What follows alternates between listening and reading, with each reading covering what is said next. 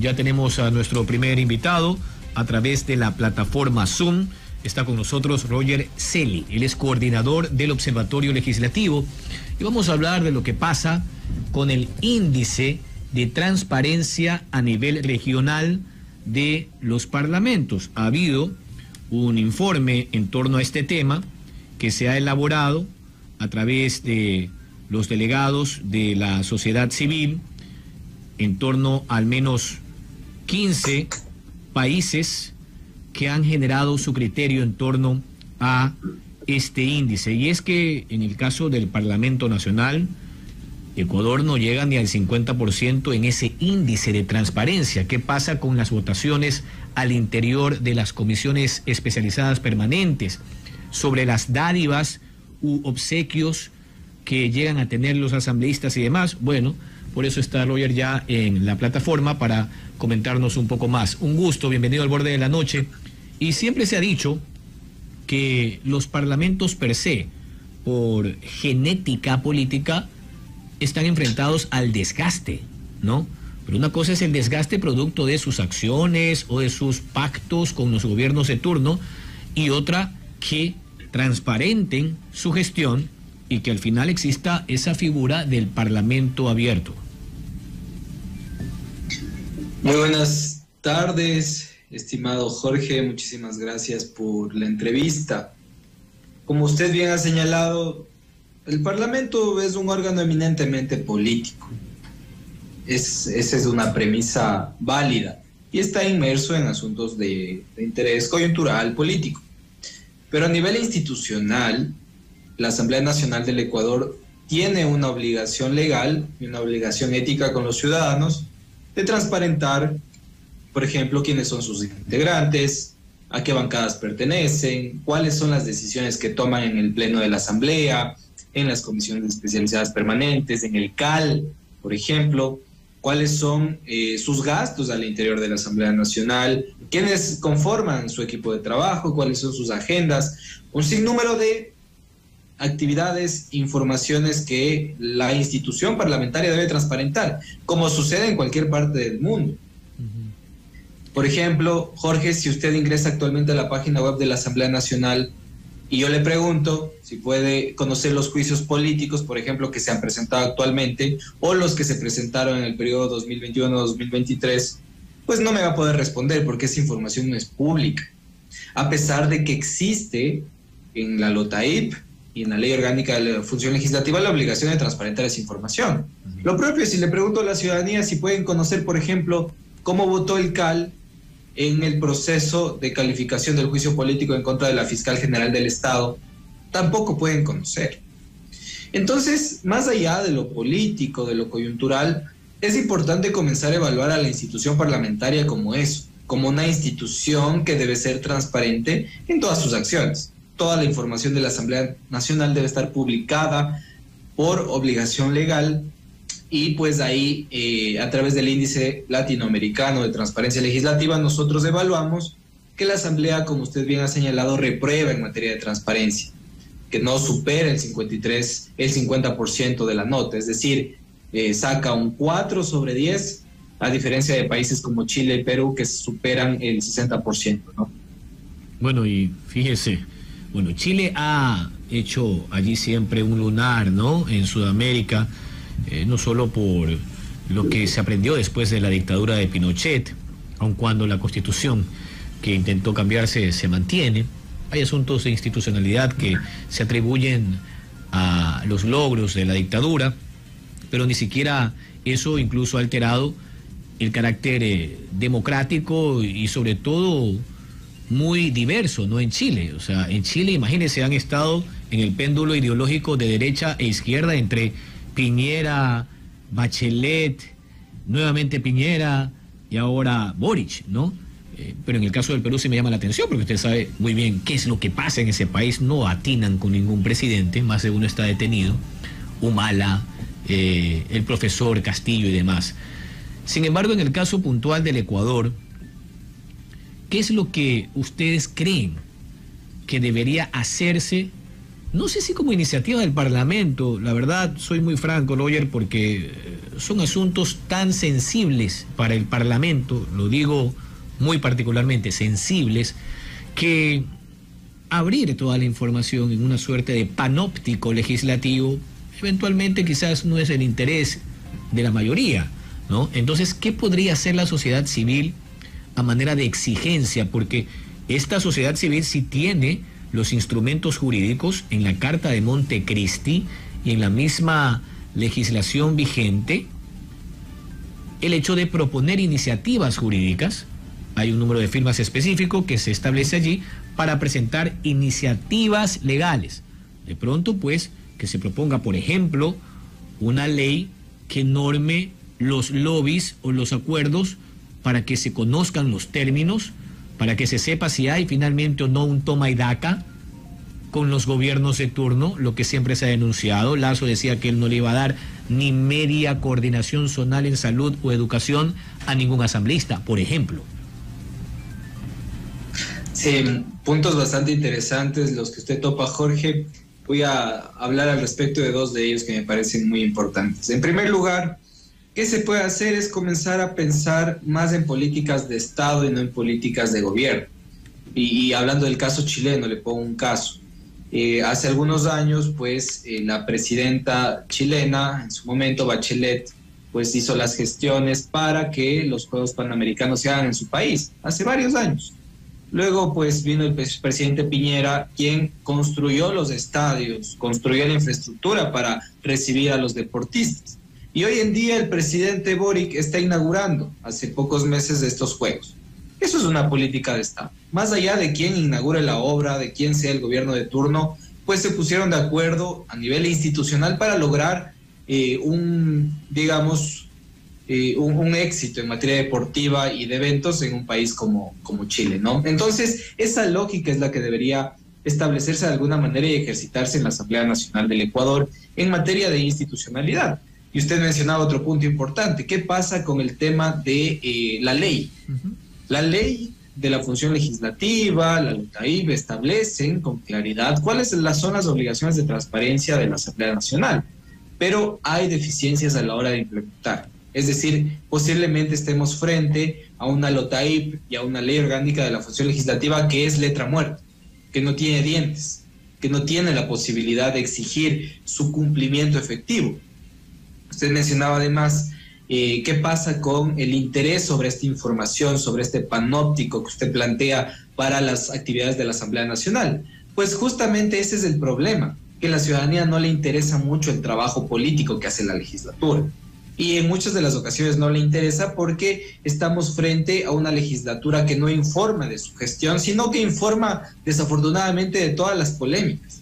Nosotros vemos siempre que está presente en la opinión pública la polémica de la Asamblea Nacional, la corrupción, pero no se habla tanto de la gestión, insisto, desde la propia legislatura. Entonces, es un deber de la Asamblea Nacional mejorar sus mecanismos de comunicación para que la ciudadanía se pueda enterar de cuál es el trabajo que hace y cómo le impacta a la gente.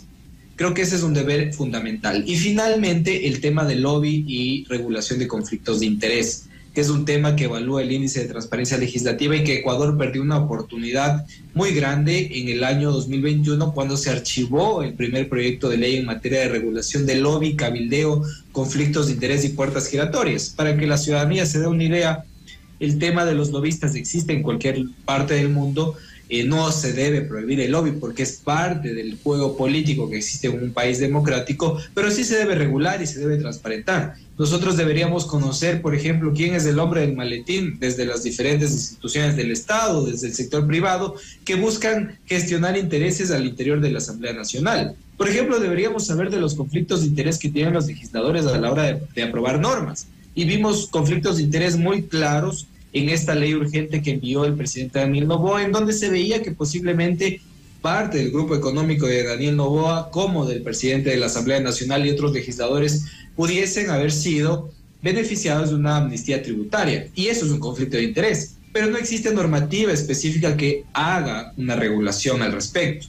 Y finalmente, las puertas giratorias. Sucede que Desafortunadamente, muchos políticos que pasan por las instituciones del Estado luego son contratados por el sector privado, en donde posiblemente se privilegie información que solo puede acceder un funcionario público de alto nivel. Entonces ahí se plantean normativas y estándares internacionales como un periodo de enfriamiento, en donde durante un año al menos esta autoridad que haya salido de la función pública espere para poder trabajar en el sector privado. Y en torno a todo esto, quiero decir como conclusión, estimado Jorge, que la transparencia pues no es una entelequia nada más, no es algo etéreo, sino que esto se transforma finalmente en integridad. Cuando hay mayor transparencia, los ciudadanos pueden prevenir que se generen casos de corrupción, pueden generar alertas. El control social se vuelve más efectivo, la participación ciudadana. Idealmente se vuelve con más transparencia un Estado más fuerte, un Estado de derecho democrático, pues mucho más participativo y que logra mejorar pues su día a día en la política, ¿no? Claro, y de hecho, de manera inevitable me he acordado de esos asambleístas diezmeros, ¿no? Que justo esta bomba estalla en toda la cara de la pandemia, ¿no? Imagínese usted, allí estalló lo de los diezmos, estallaron los sobreprecios, pensaba que había un problema con el sonido. Estaba lo de los sobreprecios en torno a las mascarillas, a los insumos médicos, gente que vendía medicamento que tenía el sello del IES y se aprovechaba de la necesidad y la desesperación de los familiares de quienes en ese momento se ahogaban en sus casas producto del COVID. Entonces, sí, allí hubo una modificación a la Ley Orgánica de la Función Legislativa, se incluyó en los distintos puntos de las causales para destituir a un asambleísta, se agregó lo de la prohibición de el cobro de diezmos o de determinados montos, porque antes solo existía lo del tráfico de influencias y otras causales de menor cuño que tienen que ver más con el asunto administrativo o disciplinario en el Parlamento. Pero con eso se acaba una asamblea que esté en medio de esa circunstancia compleja de la exigencia de diezmos, de asambleístas que les exigen a sus colaboradores el 15, el 20, el 25% de su sueldo porque les hicieron el favor de contratarlos. Este es un problema multidimensional al interior de la Asamblea Nacional y viene desde origen. En primer lugar, desafortunadamente la Ley Orgánica de la Función Legislativa no establece concursos públicos para la contratación del personal parlamentario. A diferencia de otras instituciones del Estado, la Asamblea Nacional pues básicamente podría ser una bolsa de empleo, en donde el legislador pues puede contratar sin mayor control, sin mayor filtro a asesores, pues al menos 4. Y ahí nosotros vemos con preocupación que incluso se flexibilizaron los requisitos para contratar asesores. Justo cuando estaba saliendo el presidente Saquicela de su gestión como presidente de la Asamblea Nacional, se reformó el reglamento de talento humano.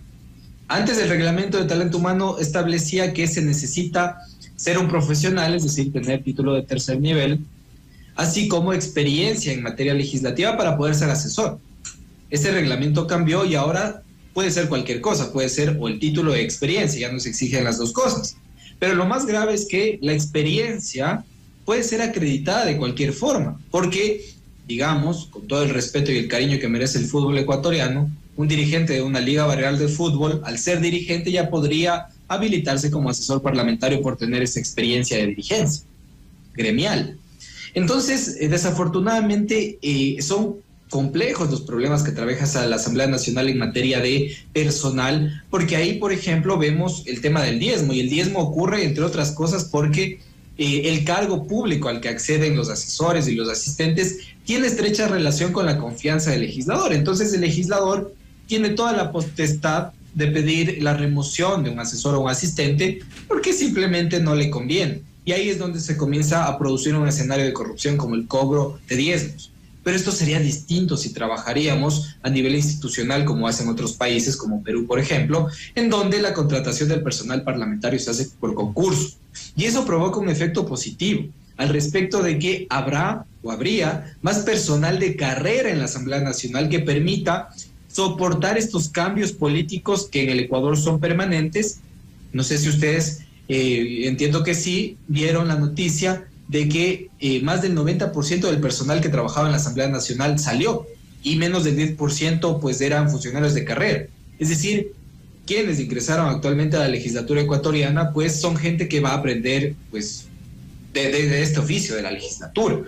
Entonces, de fondo hay problemas en materia de quienes trabajan en la Asamblea Nacional y creo que son reformas que deberían tomar los propios legisladores, pero siendo honestos, difícilmente una autorregulación sea pues favorable a los propios políticos. Pero ahí está la sociedad civil para promover y seguir presionando por la institucionalización de la carrera legislativa del personal parlamentario. Bien, estamos con Roger Celi, coordinador del Observatorio Legislativo. Hablamos del índice de transparencia en la Asamblea Nacional a nivel de Sudamérica. Bueno, no logra llegar ni al 50%. Para concluir, Roger, esta coalición legislativa, y ya aquí quiero meterme en el tema eminentemente político.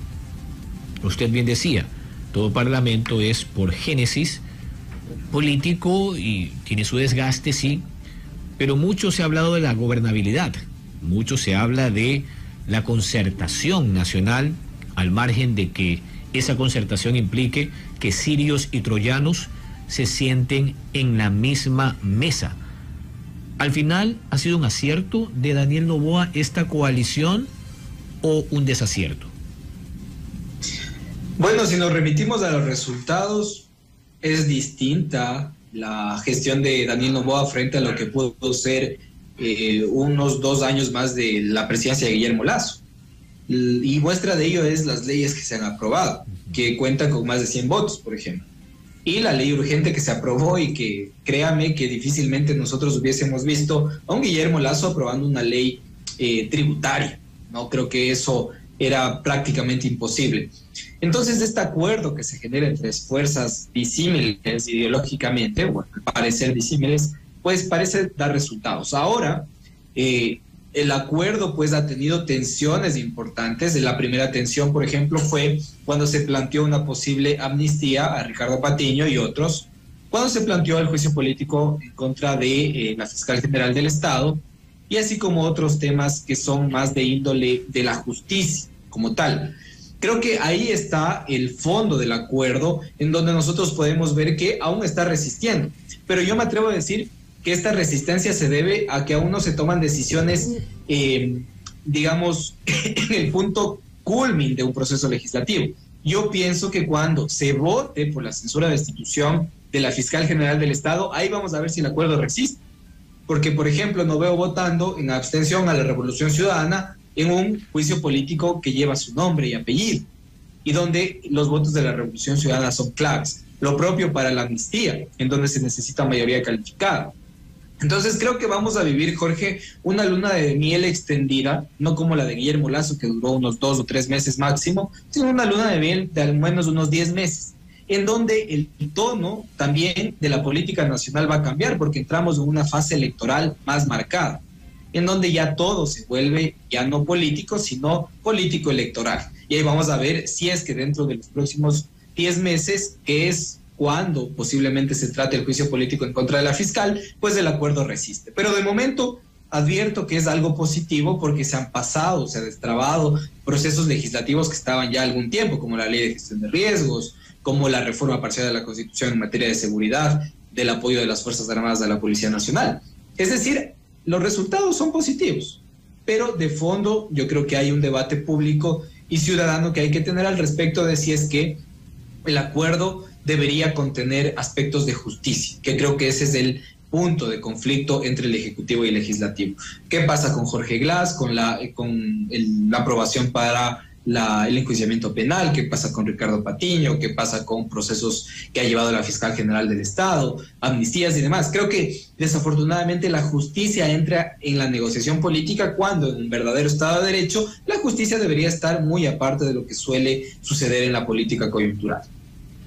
Bueno, vamos a ver cómo queda eso. Usted hablaba de 10 meses y prácticamente sería el tiempo de este gobierno corto, porque ya en el primer trimestre, máximo semestre, estaremos nuevamente sobre la arena electoral debido a la convocatoria para las próximas elecciones del 2025.